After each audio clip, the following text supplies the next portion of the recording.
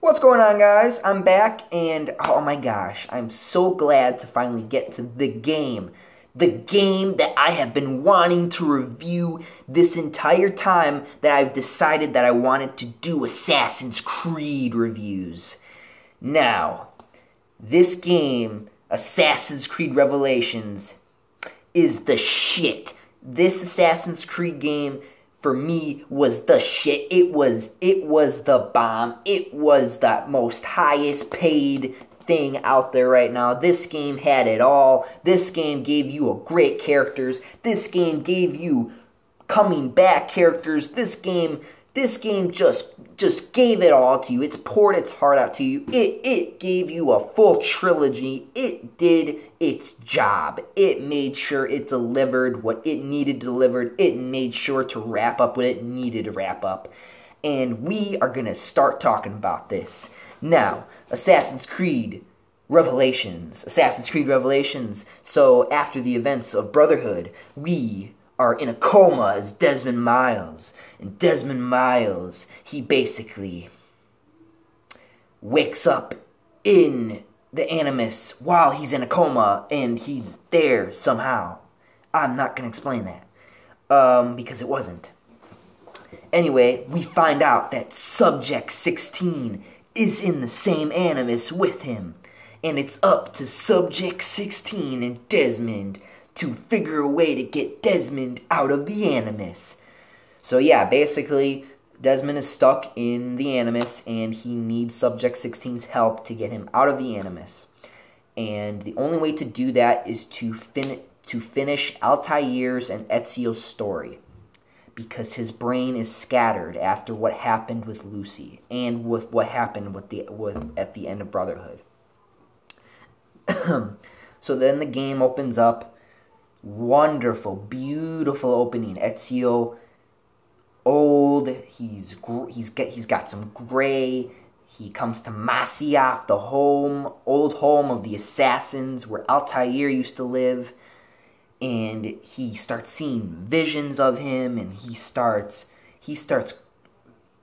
has to follow the ghost. I like how the ghost in this game is used as a tutorial for what you're supposed to do. And it's so cool, man. I just love it. I mean, I love seeing Altair again. I love seeing that character. That character is my favorite character, and you're gonna know why he's my favorite character after we get through this. Okay. Desmond Miles. Desmond Miles is a quirky character. You know, he's a likable character. I think he's a likable character. People thought that he was boring. He reminds me a lot of Ezio because of the way his comedy is, the way that he fights, basically all that good stuff. So, in this game, this game is just beautiful. I love this game. Okay, so we basically have to, as Ezio, we have to follow the ghost of Altair, because if you guys saw the trailer, he falls to the bottom, and he has to climb back up the Masyaf Tower, and while he's climbing the Masyaf Tower, he's seeing a ghost of Altair show him the way. While this is happening, we're getting tutorials of the game, which is really nice. I like that way of doing it.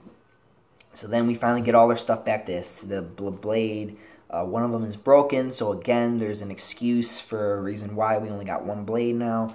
We start out with one blade. We got a casual sword, obviously. So the combat in this game, man, is brutality. This game has the brutality. The greatest brutality I've ever seen. So he's old, so he's more aggressive and more violent. So all his new finishers are new. They're wonderful. They're great. I love them. They're amazing. I love watching the way he kills them. Some of them I feel kind of are a little fake, but they're kind of cool to watch. It's basically the same system with the fighting. Nothing much change. The health bars are different. It's a line now for the enemies. Let's see. Okay, so Ezio, we get just this whole sequence of Ezio struggling to kill this one Templar dog, and he finally gets him, and then he realizes that he has to travel to Constantinople in order to get the rest of these keys that will unlock Altair's library. And when he finally arrives there, he meets a young assassin named Yusuf.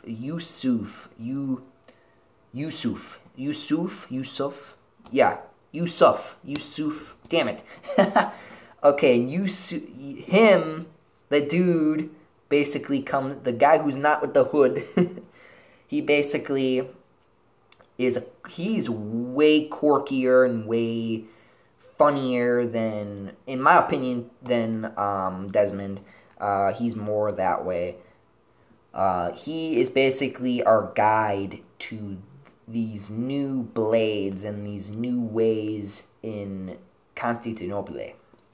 And he teaches us a lot of new things in the game about how you can sweep people, or how you can roll over people, or how you use the new hook blade to hook onto buildings and hook onto lines and assassinate people off them.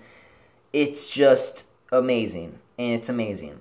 I think there's one thing I didn't talk about in the old games was the parachutes.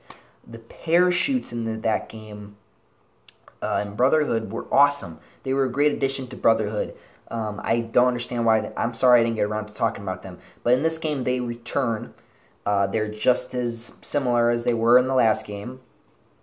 So like I said, Ezio's story is basically finding these keys to open Altair's library. But while he's finding these keys, he is figuring out that Altair, like his story, it goes back to his story, and it shows us moments in his life that were becoming big changes to the creed back in Masyaf, back all those years ago. And it was just beautiful to see that again. I think the one problem I had in the game was Altair's voice. I felt like the voice was... I wanted the old guy to come back and do it, but I don't get it. I don't know why he didn't come back. I don't know what the reason was. I don't know if it was because he didn't want to do it or because they didn't give it to him. But whatever it is, shame on whoever's idea was it not to bring him back, or shame on whoever idea him for not coming back. You know, it's one of those two. But the new guy's voice is okay. Sometimes I ignore it, but it's hard because it's like I want to listen to Altair's wisdom, but at the same time, I know in the back of my head that it's not the same guy doing the voice. So I guess now I can talk a little bit more about Altair because of the fact that he is more of a character. Now, Altair, his life, a lot of people explain in a lot of different videos, it's pain. He goes through a lot of pain in the story. He goes through so much loss and so much he loses a lot of things, and you can feel that from him, and you know it hurts, and it hurts to see that character destroyed, just physically, mentally, and emotionally, and it's really hard to see that, but at the same time, you're there and you're fixing it, and you're feeling you're living the life. You feel like you're in that moment with him, you know. And Ezio is watching all of this happen through the keys because they're eating keys, which we'll get to in a moment. I will actually get to all that at the end of the game, but Ezio can see this stuff happening through the keys. And so I think that the characters in this game, let's get back to the characters. I feel like I need to get back to the characters. So while Ezio is on board the ship, in order to find the rest of the keys, he needs to have somebody with experience in reading and knowledge and knowing where some things are. So that's why he has this girl from Italy, just like him. So her name is Sophia, and Sophia happens to be the brains of that and know where all that stuff is and know where the books are and help him understand it a little bit. And it's really cool that that there is this relationship between them that becomes in the game. So it's really nice to see Ezio finally settling down. In the past, we've gotten moments where he's had loves in his life, but at the same time, they kind of all failed. But then this one finally does succeed happily in the end. I don't know if I should review the Assassin's Creed Embers, or I could talk about it a little bit in the story after we're done, but we'll get to that. Yeah, I'll just explain that at the end. But that's not the game. This is after the game. That actually leads into other games, which I don't think I want to talk about those, which are the Assassin's Creed China, Russia, and India ones. If you guys want me to, sure, but you know what sucks ass is the fact that I never finished them. I'm actually almost done with China. Russia, I'm still at the beginning. India, I'm halfway through. Like if you guys want me to review those, let me know. But at the same time, it's like, I don't really want to. I don't really want to. It's not a big impact to the story. Even though that the story... Oh.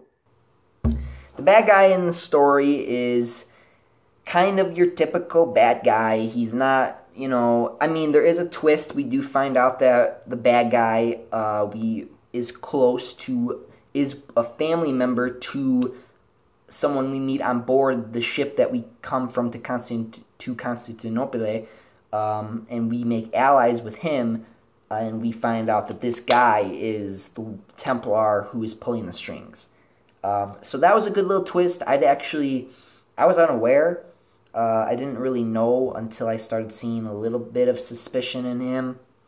But I think it finally did get me when the bad guy basically, your typical like, oh yeah, I'm gonna hurt her, and I'm threatening to hurt her and stuff like that. Your typical bad guy stuff like that. But it still felt threatening because of the connection we have with Ezio and because of the emotions in that character. Anyway, okay. Oh man, it's really. I want to make sure that I do this review right. I feel like I don't do a lot of my videos right when I do reviews. A lot of people say I do them great.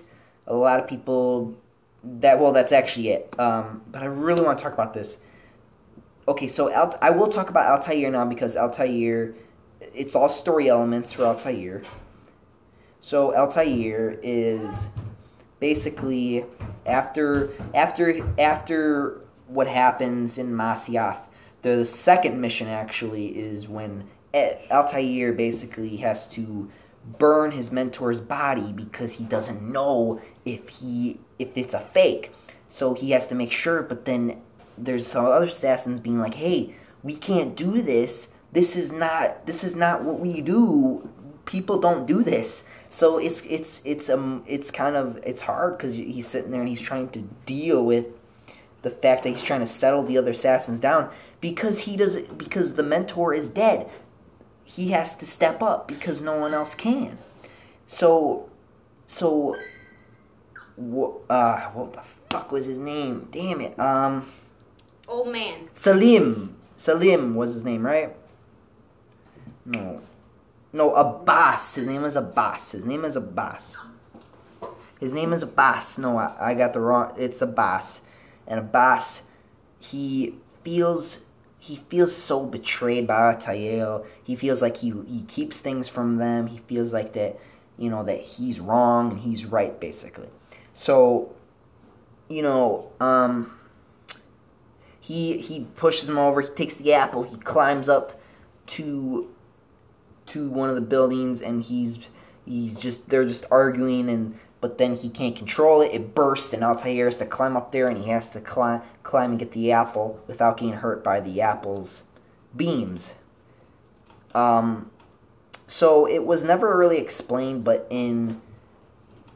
Altair cannot be hurt by the apple and Desmond and Ezio because of his blood. It's kind of connected to his blood somehow. Don't ask me how that is. I don't know. They don't really explain it ever.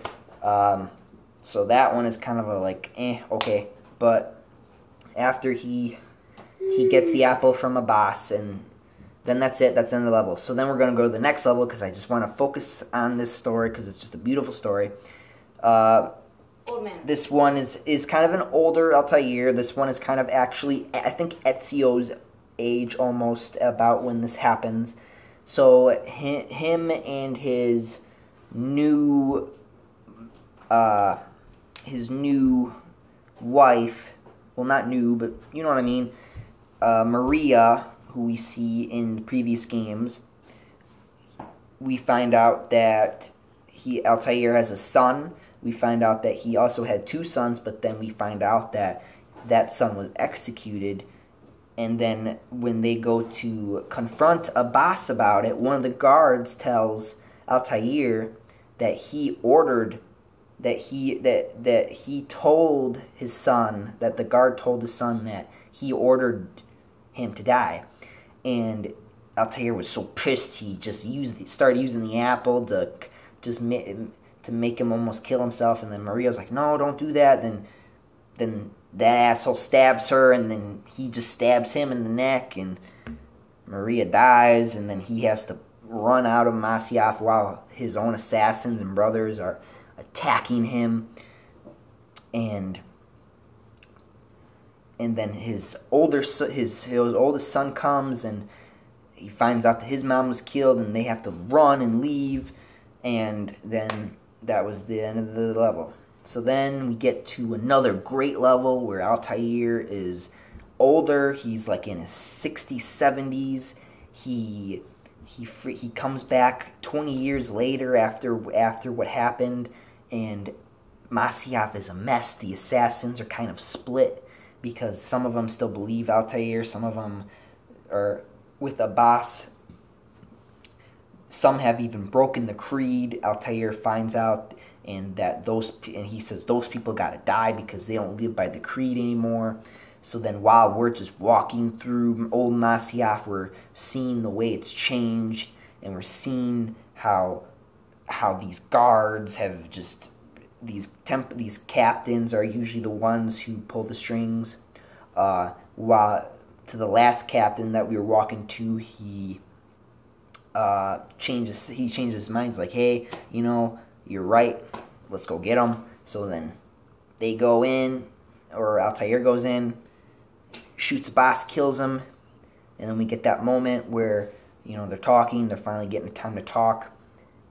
Abbas feels like that his family's always been disgraced because of Altair and Altair's family, like overshadowed and stuff like that. And Altair basically sits there and he says to him, he's like, your dad has done a lot of things, but he came to me, he cut his own throat because he wanted to redeem his honor, and he did. That's what Altair explained to him, and Abbas is like, I hope that we can be friends in the next life, something like that. But that was a beautiful moment. And then after that, another 10 years down the line, or 30, I don't remember. He is 91 years old. This is basically an awesome moment where you're old Altair with the apple, and Masyaf is being invaded, and you can just summon old Altairs, from younger Altairs with the apple, and he just kills them all. They all just jump from out of the blue sky and just get them. It's amazing. I love that. That's one of my favorite moments. And then at the end of that level, his son and him sit down, and Altair's like, it's the end of an era because he knows that he's getting old, and he realizes that